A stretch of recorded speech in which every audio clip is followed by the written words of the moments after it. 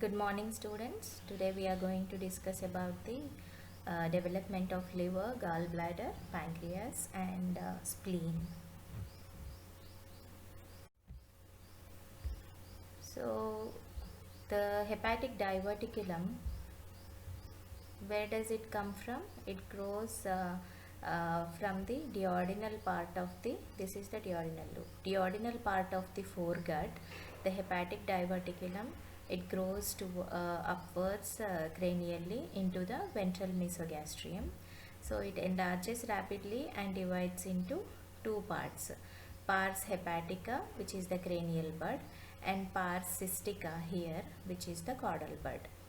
Okay, so this one is pars cystica here, and this is pars hepatica, as it grows between the layers of the ventral mesentery here. This is all the ventral mesentery. So from the duodenal part of the foregut, the hepatic bud is given off. So this hepatic bud enlarges and then it is divided into two parts: pars hepatica, which is the cranial bud, and pars cystica, which is the caudal bud, and both of them, they are growing into the ventral mesentery, right? So what does this caudal bud give rise to? The hepatic bud, as the name indicates, it gives rise to the liver, right and left lobes of the liver, and all the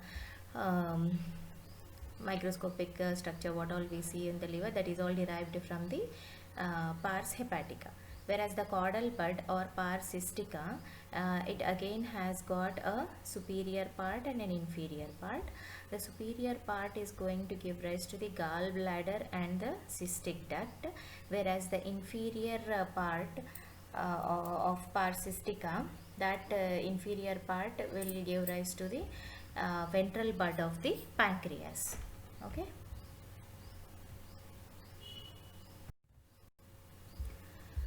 So the liver primordium appears in the middle of the third week as an outgrowth of hepatic diverticulum. Okay, so this one is the hepatic diverticulum. Then in the middle of the third week, it grows as an it comes out as an outgrowth of the endodermal epithelium at the distal end of the foregut here. Now I mean, at this point the foregut is ending and the midgut will start, anterior intestinal portal, right? If you remember that junction. So from the caudal portion of the foregut, the hepatic diverticulum is given off. This hepatic diverticulum is also called as the liver bud. It consists of rapidly proliferating cells, okay, and these cells grow ventrally and headwards within the ventral mesogastrium, and it penetrates the septum transversum, that is the mesodermal plate between the pericardial cavity and the stalk of the yolk sac. The septum transversum is present, right? So it will penetrate the septum transversum. The hepatic diverticulum, rapidly growing cells, they will penetrate the septum transversum. Then here it divides into right and left, right? This is the right branch and it is the left branch of the liver cells, and these hepatic cylinders eventually form two solid masses here, the right and left lobes of the liver, right? So hepatic diverticulum, it grows cranially, then within the ventral mesogastrium it is developing and it is invading the septum transversum, right? And then it divides into right and left branches, okay, and these branches, they form solid masses, and they finally give the right and left lobes of the liver. And the caudal portion of the pars cystica, what I was telling, so this caudal portion is going to form the ventral pancreatic bud. Now this entire thing is the hepatic diverticulum. In that, this is the cranial portion and this is the caudal portion. Caudal portion is forming the gallbladder and cystic duct here, superior, and inferiorly it is forming the ventral pancreatic bud, right? Then those solid masses I was telling you, na, right and left branches. So these solid masses, initially they are of equal sizes and are rudiments of right and left lobes, showing the bilateral symmetry of the liver initially. That means both right lobe and the left lobe anatomically they are of equal size in the initial stages. Then the cells of these masses differentiate into plates of liver cells, that is hepatocytes, which branch and anastomose with one another and form the parenchyma of the liver. Right, so this this is the right branch and this is the left branch. So from here the solid masses they form the cells which are proliferating in these masses, they form the hepatocytes, right, and finally form the parenchyma of the liver.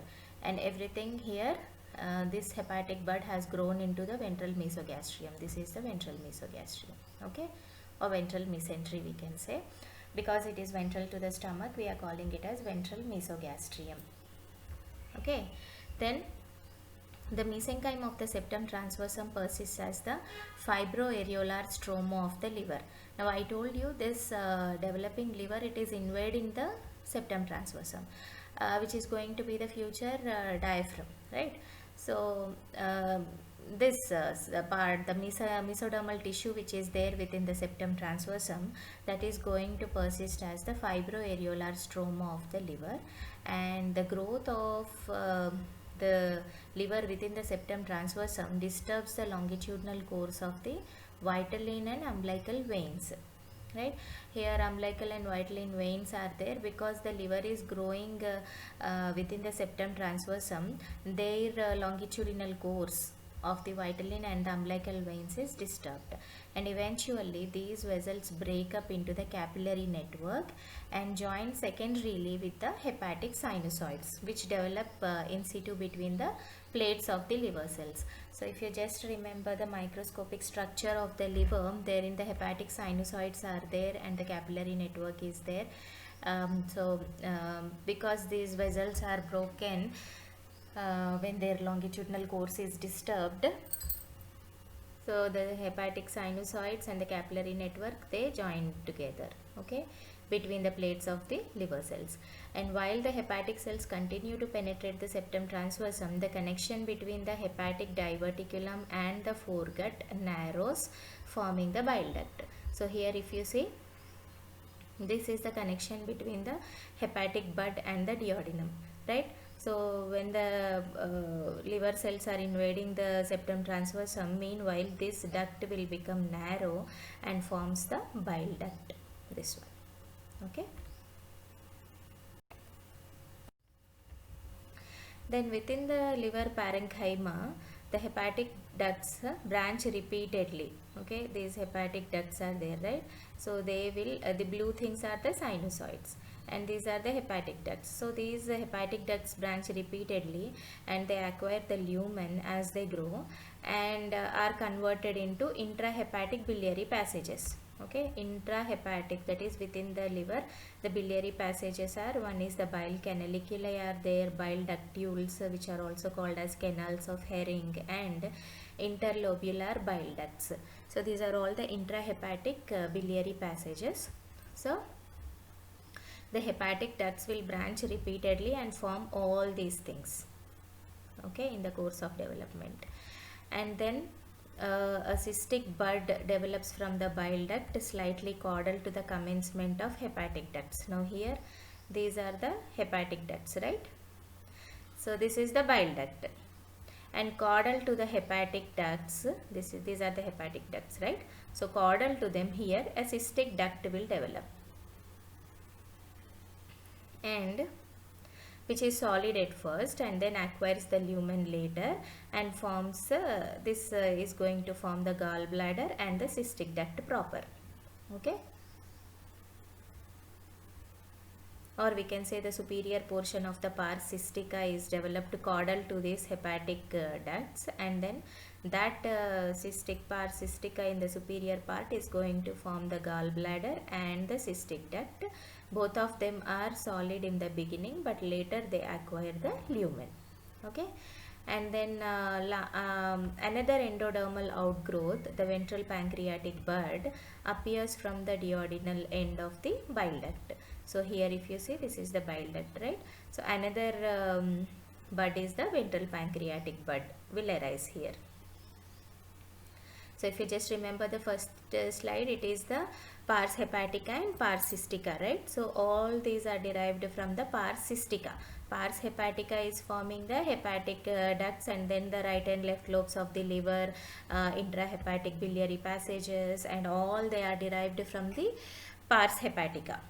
Then pars cystica, it is divided into superior and inferior parts, right? So the superior part is giving rise to the cystic duct and the gallbladder, whereas the inferior part is giving rise to the ventral pancreatic bud, right? Then what happens, if you just remember the development of the duodenum, there is axial rotation of the duodenum here, right? So first it is like this. This is the ventral mesogastrium and dorsal mesogastrium. Into this the liver bud has grown into this, okay? Then pars cystica with this gallbladder, cystic duct, and the ventral pancreatic bud, right? And this is the dorsal pancreatic bud, okay? So then meanwhile the duodenum is rotated. So then which was antero-posterior, the loop, then it becomes towards the loop of the duodenum is or the convexity goes towards the right side, okay? So then what happens, so because of this rotation, with the axial rotation of the second part of the duodenum, the bile duct diverticulum, this one, conveying the ventral pancreatic bud, it also shifts from its original position to the posteromedial aspect here, okay? Posteromedial aspect, it will come till here of the duodenum. So thus the adult position, so that means the ventral pancreatic bud goes and fuses with the dorsal pancreatic bud, and the entire pancreas is formed. That we'll see in detail in the next slides. So this is how the bile duct also, which was in the ventral position, it goes towards the posteromedial aspect, the adult position of the bile duct. This is what, that's why this is because it is posterior, it is shown in a dotted line if you see, okay, right? Then during further development, the epithelial liver cords intermingle. These are all the epithelial liver cords, okay? So they intermingle with the vitelline and umbilical veins, and then finally they form the hepatic sinusoids, okay? So these orange areas what you are seeing, these are all the hepatic sinusoids. And liver cords will differentiate into parenchyma. This is all the liver parenchyma, and form the lining of the biliary ducts, okay? So this is these are the sinusoids, okay? And this is a septal branch,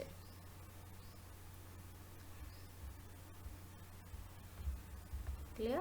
And this one, this middle one what you are seeing is the bile ductule, okay? So that means the liver cords will differentiate into the parenchyma and form the lining of the biliary ducts. These are the biliary ducts. This green thing what you are seeing is the biliary ducts, and these are all the ductules, okay? The smaller green areas what you are seeing are the ductules. So the liver cells will line these bile canaliculi and bile ductules, and finally the ductules will fuse together or join together to form the bile duct here, okay?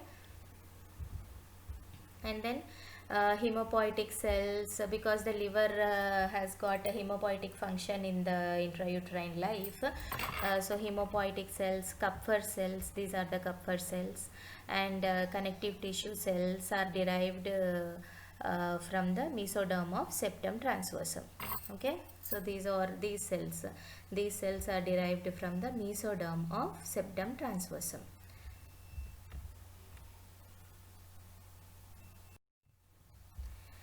And when the liver cells, they have invaded the entire septum transversum, so that the organ bulges caudally into the abdominal cavity, the mesoderm of the septum transversum lying between the liver and the foregut, okay? This is the foregut and this is the liver. So this is going to form the lesser omentum. I have already discussed this in the earlier classes. So this portion will form the lesser omentum, and here that between the ventral abdominal wall and the liver, it forms the falciform ligament. Okay, so this, when the liver has invaded the septum transversum, it has grown, increased in its size, and then it is bulging into the abdominal cavity. Then the ventral mesogastrium will be reduced, that membranous structure, right? So between these two structures, it is forming the lesser omentum, and between these two, it is forming the falciform ligament. Okay.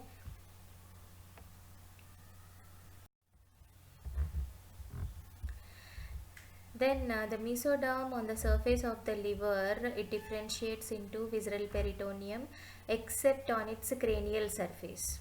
So in this region, the liver remains in contact with the rest of the original septum transversum. Okay, so here this original septum transversum, it is going to form the diaphragm, right? So this superior surface of the liver, it remains in contact with the original septum transversum. So this portion of the septum, which consists of densely packed mesoderm, will form the central tendon. Okay, this is the central tendon of the this one is the central tendon of the diaphragm. And this surface of the liver that is in contact with the future diaphragm, it is never covered by peritoneum. So this area is called as the bare area of the liver. So just remember that point, the superior surface of the liver, while in the process of invading the septum transversum, this superior surface remains in contact with the original septum transversum. So it is not covered by the peritoneum. It is never covered by the peritoneum. So this area is called as the bare area of the liver. Then in the 10th week of development, the weight of the liver is approximately 10% of the body weight. That is, in the 10th week, it is 10% of the body weight, and this may be attributed partly to the large number of sinusoids, and another important factor is its hemopoietic function. So large nests of the proliferating cells which produce red and white blood cells, they lie between the hepatic cells and walls of the vessels. So this activity gradually, this hemopoietic function what we are discussing is subsiding during last 2 months of intrauterine life, and only small hemopoietic islands remain at birth. So the weight of the liver then, that is at birth, is only 5% of the total body weight. Okay, in 10th week it is almost 10% of the body weight because of its multiple functions, right? Because more number of sinusoids and its hemopoietic function, the weight of the liver is more in the earlier weeks of life, whereas at birth it comes to only 5%, because this hemopoietic function is gradually taken by the other organs. So that function is lessened.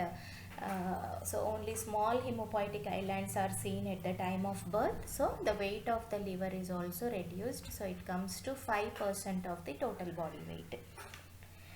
And another important function of the liver begins approximately at 12th week, when the bile is formed by the hepatic cells. So all the hepatocytes what we have seen in the earlier slides, so they start secreting the bile by 12th week. That is at the end of 3rd month, the bile secretion is started.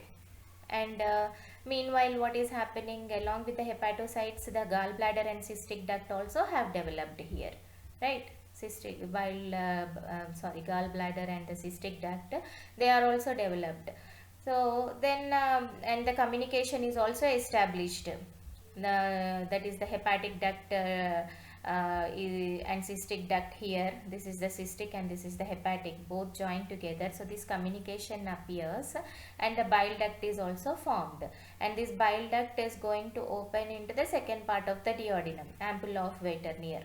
Okay, so once these all communications are established, the bile secretion, the bile which is secreted from the liver, it is secreted into the gastrointestinal tract. So as a result, its contents take a dark green in color. Once the bile is added, the contents of the intestine, they take dark green color. Okay, so this all the bile secretion starts at 12th week of intrauterine life. At 10th week, the weight is 10% because of its number of sinusoids and its hemopoietic function. Okay, so these are the intraembryonic and extraembryonic hemopoietic organs here. The bone marrow, liver, here mesonephris, aorta, gonad, all these are there. They are all in the process of hemopoiesis, and this is the extraembryonic part, yolk sac and placenta. They also take part in the hemopoietic function, right? Then now coming to the histogenesis of the liver, the presence of hepatic mesenchyme derived from the septum transversum is essential for differentiation of endodermal cells of the hepatic bud into hepatocytes, right? So that means hepatic mesenchyme derived from the septum transversum. This is essential for the differentiation of endodermal cells, because the hepatic bud is an outgrowth from the foregut, which is an endoderm, right? So endodermal cells should be differentiated into the hepatocytes, right? So that for that, hepatic mesenchyme derived from septum transversum is most important one. At first, the liver cells are arranged as portal lobules, okay, around the interlobular bile ductules. These are the interlobular bile ductules, right? And the radicals of portal vein and branches of hepatic artery. So surrounding that, right? So here we can say this is one portal lobule, and then the liver cells are organized along the intralobular sinusoids around the central veins. This is the central vein here, right? So after that, the hepatocytes are arranged radially around this central vein, showing the formation of classic liver lobules. So this hexagonal shape, this one is the classic liver lobule. So these alterations of arrangement of the liver cells suggest that primarily the liver is exocrine in function, but later in the later part of the development, greater importance is given to the liver as an endocrine organ. Okay.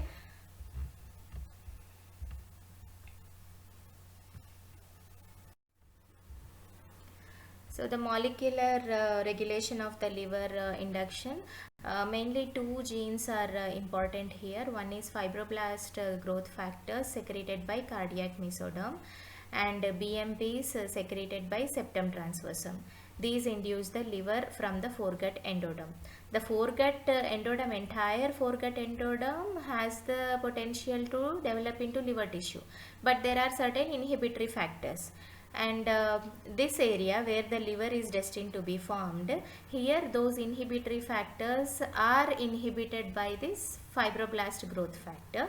So this fibroblast growth factor is secreted by this cardiac mesoderm, and BMPs are secreted from the septum transversum.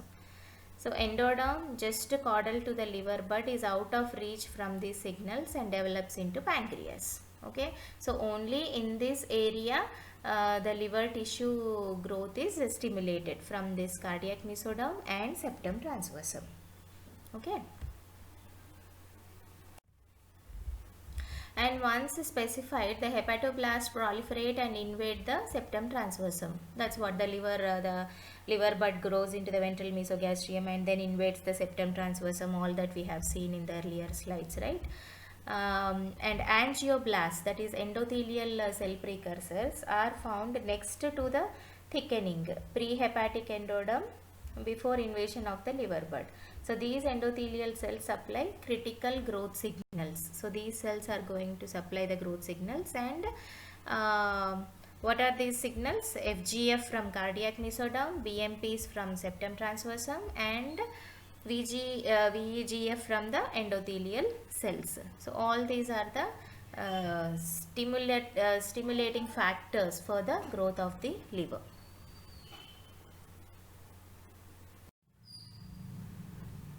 Now coming to the congenital malformations of the biliary apparatus, atretic gallbladder is one. When the cystic bud fails to recanalize, the gallbladder may be rudimentary or even absent. that means recanalization hasn't occurred, so it may be present or sometimes may be totally absent, so that is called as agenesis. So in this image we can see the gallbladder is not there. This is the liver tissue. The gallbladder is absent here.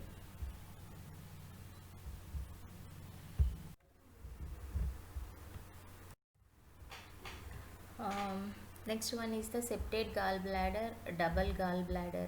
So septate gallbladder is sometimes a mucosal fold. This invagination what you are seeing is the mucosal fold.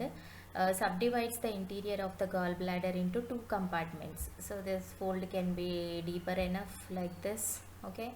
So then it will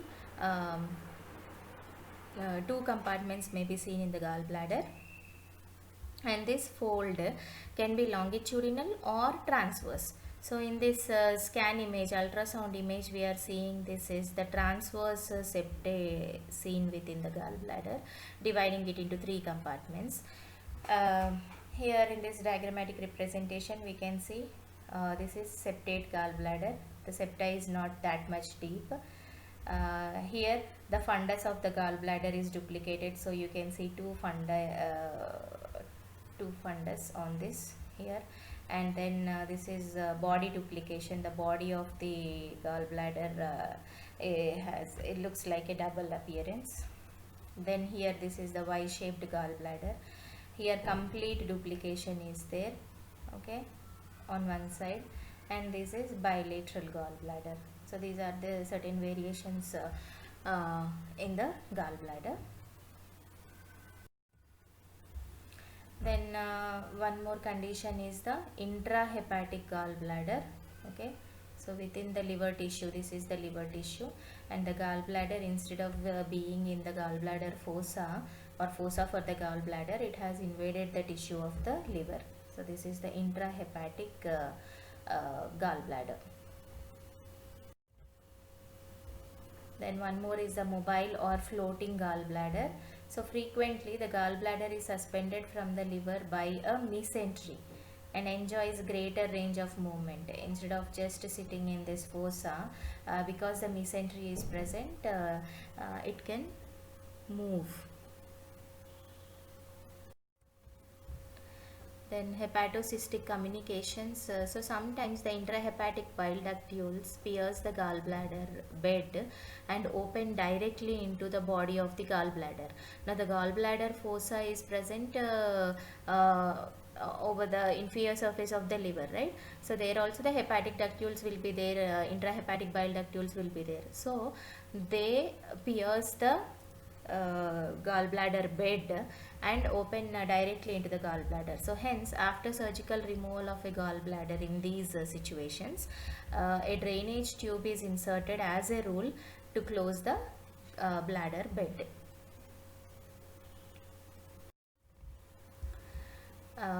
Hartmann's pouch. So this is an occasional pouch arising from the neck of the gallbladder. Here this is the neck of the gallbladder, and this is the cystic duct, right? So the neck will show an evagination. So this one is called as Hartmann's pouch. So downwards and backwards, extends downwards and backwards, and whether this pouch is congenital or pathological, it is not yet determined, this one, but the presence has been observed. This is the Hartmann's pouch near the neck of the gallbladder. And there can be absence of cystic duct. In such condition, the bladder neck directly opens into the bile duct. The cystic duct is absent, so neck of the bladder opens directly into the bile duct. This is the bile duct here, and these are the hepatic ducts. Then malformations or anomalies of the bile duct. There can be atresia. So again, this is due to the failure of recanalization of the biliary passages, and when the atresia affects the common bile duct, the gallbladder and the bile passages above the obstruction are distended here, and this condition is manifested by the persistent and progressive jaundice in a newborn baby if there is atresia of the common bile duct. And there one more anomaly is absence of hepatopancreatic ampulla. So sometimes the bile duct and the main pancreatic duct open separately into the duodenum without forming the ampulla of Vater. Now coming to the development of the pancreas. So the pancreas, it owes its development from the endoderm of duodenal segment of the foregut. If you see, this is the stomach here and this is the duodenal segment. So from the duodenal part of the foregut, the ventral pancreatic bud and dorsal pancreatic bud are developed, right? So in two parts the pancreas is going to develop. So the dorsal part, it arises as a diverticulum or the dorsal pancreatic bud during the 4th week of intrauterine life. Okay, from the dorsal wall. Now before rotation of the duodenum, this is the ventral wall and this is the dorsal wall, right? So from the dorsal wall of the foregut, the dorsal bud is going to arise, and this dorsal bud is slightly cephalic or slightly cranial to the ventral pancreatic bud or hepatopancreatic bud. We call this as hepatopancreatic bud, right? So if you just see, this arose little bit caudal, this is little bit cranial. So dorsal bud arises little bit cranial to the hepatopancreatic bud, and it extends dorsally and somewhat headwards, okay, in the mesoduodenum and dorsal mesogastrium. This grows into the dorsal mesogastrium, and the entire pancreas except the lower part of the head is derived from this dorsal bud, right? The pancreas has got head, neck, body and tail, right? So from the dorsal pancreatic bud, all of the pancreas is developed except the lower part of its head, which is derived from the ventral bud. Okay, now coming to the ventral pancreatic bud. So this develops as a diverticulum from the commencement of primitive bile duct, okay, at the junction of foregut and midgut. So this point is the anterior intestinal portal, right? So the caudal portion of the foregut and the proximal portion of the midgut. So this junction, so at this junction from the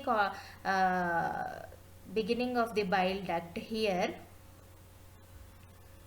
the ventral pancreatic bud will develop. And at first this ventral pancreatic bud, it forms a bilobed structure, and further it forms a single mass. While developing, while beginning, it is a bilobed structure. Then it develops into a single mass. And what develops from this ventral pancreatic bud? The lower part of the head of the pancreas, including the uncinate process, develops from the ventral pancreatic bud, right? So what are the derivatives of the dorsal part, dorsal bud or dorsal pancreatic bud? All of the pancreas except the lower part of the head and uncinate process, and those two are developed from this ventral pancreatic bud, right? And when the second part of the duodenum undergoes axial rotation, the bud which is there here, it goes posteromedially, and joins with this dorsal pancreatic bud, okay.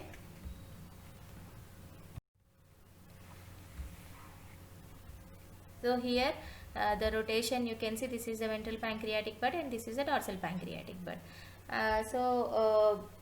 This winds round the posterior surface of the duodenum and appears on the posteromedial aspect, even along with the bile duct. This will be rotating towards the posteromedial aspect. So the bile duct comes to lie in this position, and ventral pancreatic bud fuses with the dorsal pancreatic bud, and the entire pancreas now forms a single unit here, okay. And this fusion of the dorsal and ventral pancreatic bud takes place in the 7th week of intrauterine life, okay. So just remember this fusion of this two buds occurs at 7th week of intrauterine life. And later what happens is, a communication is established between the duct system. Now this has got a separate duct system while developing, and this has got a separate, but this intercommunication is established after the fusion of both the buds, and as a result, this main pancreatic duct, this main pancreatic duct or duct of Wirsung is developed from the dorsal pancreatic duct, this one, distal to the anastomosis. This point is the anastomotic point between the ventral and dorsal buds. So we are seeing what are the sources of development of main pancreatic duct. One is the distal part of the dorsal duct, this one, okay. Then from oblique cross connection, this is the cross connection between the two ducts, two buds, and then from the proximal part of the primitive bile duct. This portion is developed from the proximal part of the primitive bile duct, okay.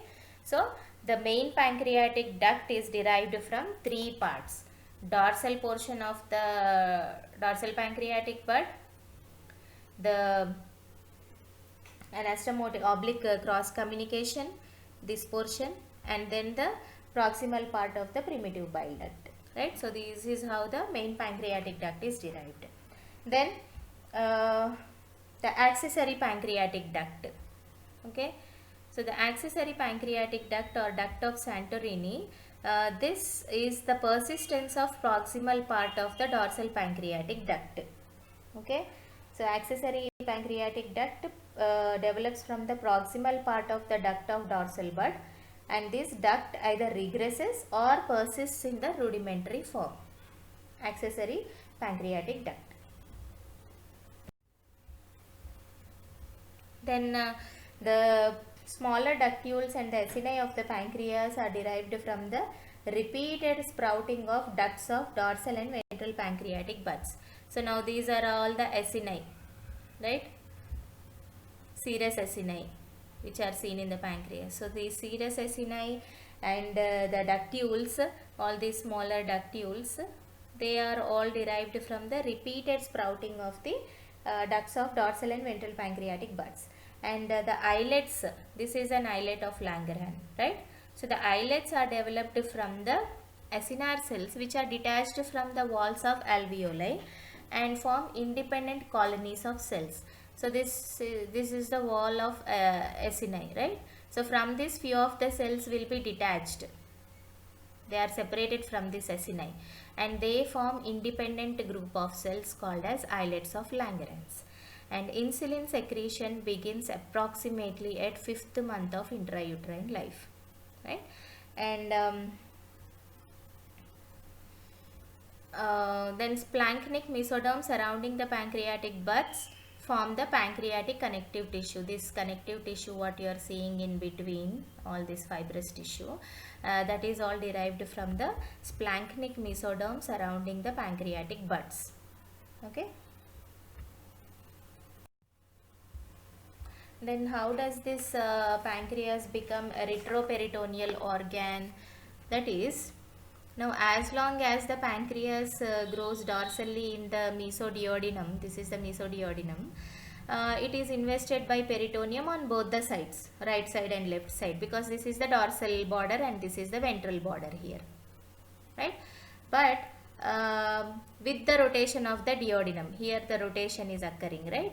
So with the rotation of the duodenum, what is happening? The original right surface which was there, that is covered by peritoneum, that after rotation it becomes posterior, right. So behind, posterior. So then later the peritoneum disappears from the posterior surface except at the tail of the pancreas. And then this is how the pancreas becomes a retroperitoneal organ, okay. So the right surface originally which was covered by peritoneum, because of rotation of the duodenum, it is going towards the posterior side. So that becomes the posterior surface, and the posterior surface comes in close contact with the posterior abdominal wall, and the peritoneum between those two surfaces will disappear. Zygosis, by the process of zygosis, right. So that's how it becomes a retroperitoneal organ, this pancreas. Then coming to the anomalies of pancreas, one is annular pancreas. So here, so the original bilobed structure of the ventral pancreatic bud is bilobed, I told you, right.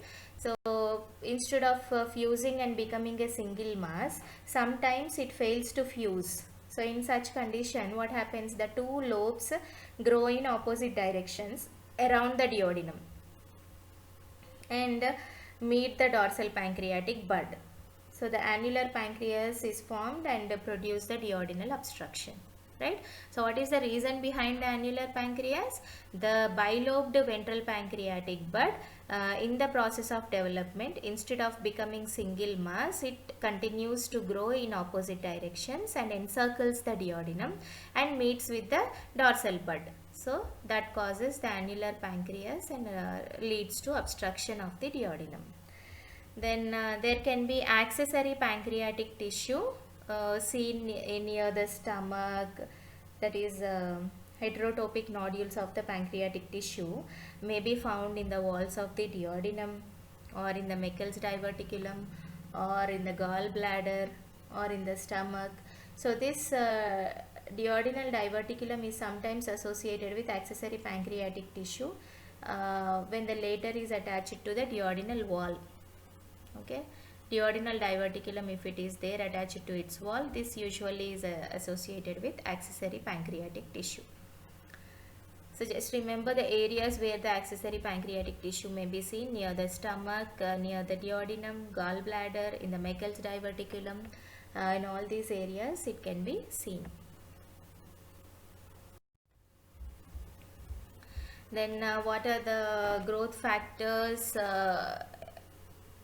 helping in the development of the pancreas? Is again the fibroblast growth factor 2 and activating a TGF family member produced by the notochord and endothelium of the dorsal aorta. This represses the SHH expression in the gut endoderm, which is destined to form the dorsal pancreatic bud, and the ventral bud is induced by splanchnic mesoderm. As a result, expression of the pancreatic and duodenal homeobox 1 gene is upregulated, and that means the pancreatic and duodenal homeobox genes are there, which is called PDX, pancreatic duodenal homeobox gene 1. PDX1 gene is upregulated, that means it is activated, and although the downstream effectors of pancreas development have not been determined, in detail, we don't know what all factors are helping in the development of the pancreas, but the expression of paired homeobox genes, paired PAX homeobox X genes, PAX4 and 6, these genes specify the endocrine cell lineage. Now what are the endocrine cells present in the pancreas? Alpha, beta and gamma cells are there, right?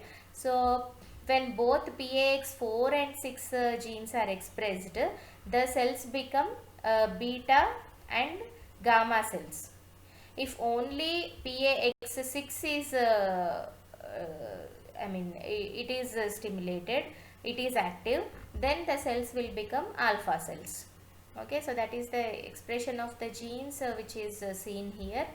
So what are the genes which are helping? One is PDX, pancreatic and duodenal box gene, homeobox gene 1. So that will stimulate the development of pancreas, and the endocrine cell lineage is based on two genes, PAX4 and 6 genes.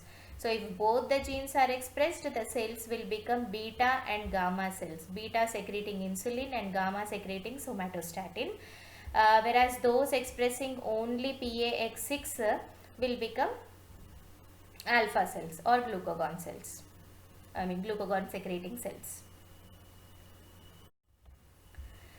Then sometimes there can be pancreatic agenesis and hypoplasia of the dorsal pancreas, that is named as congenital short pancreas.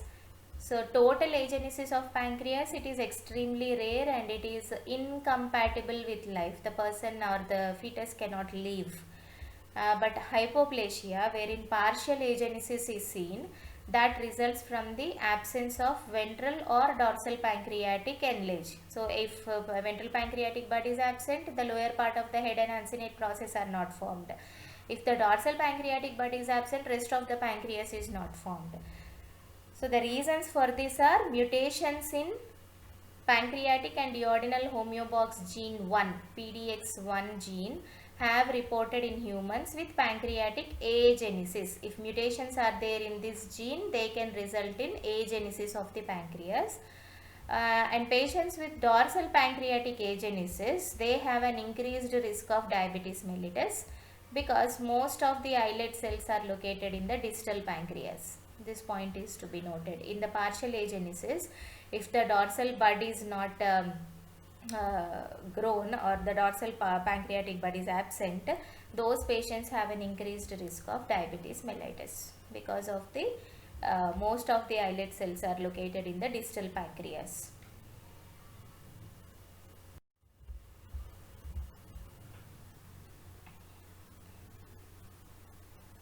Now coming to the spleen.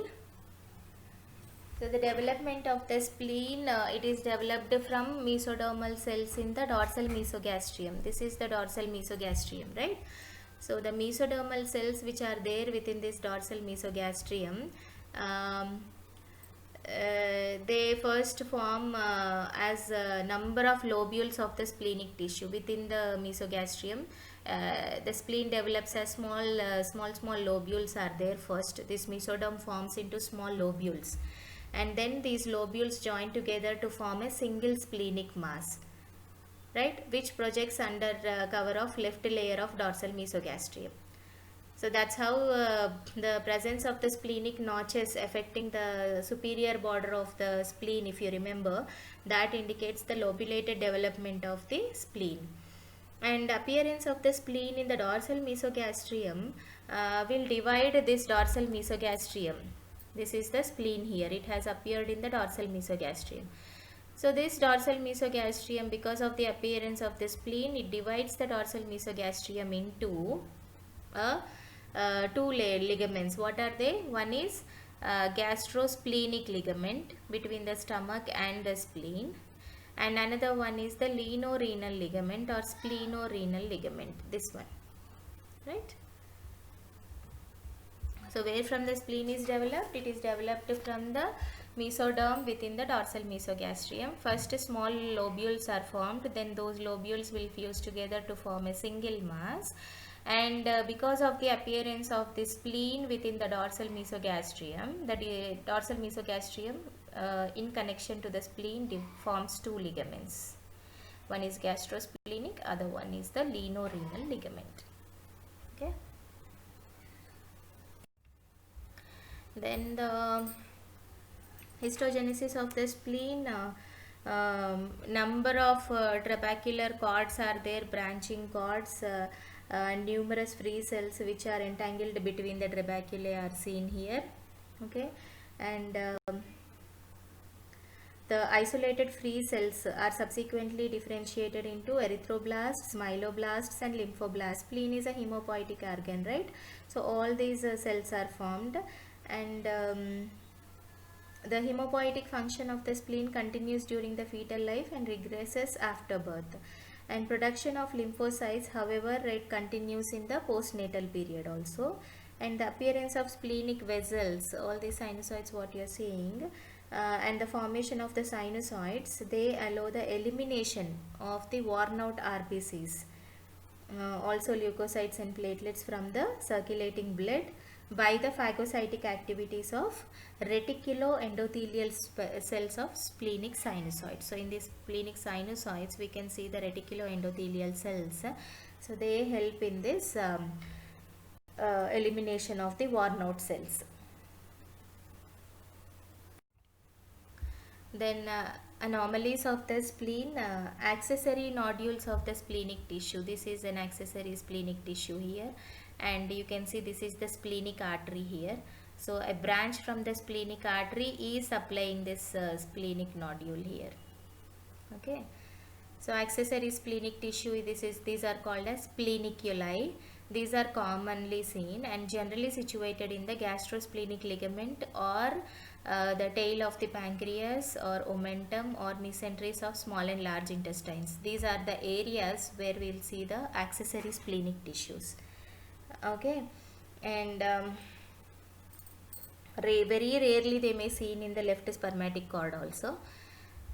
And complete absence is a rare anomaly, and this is associated with other congenital abnormalities such as situs inversus or cardiac malformations. Whenever they are seen, they may be associated with absent spleen.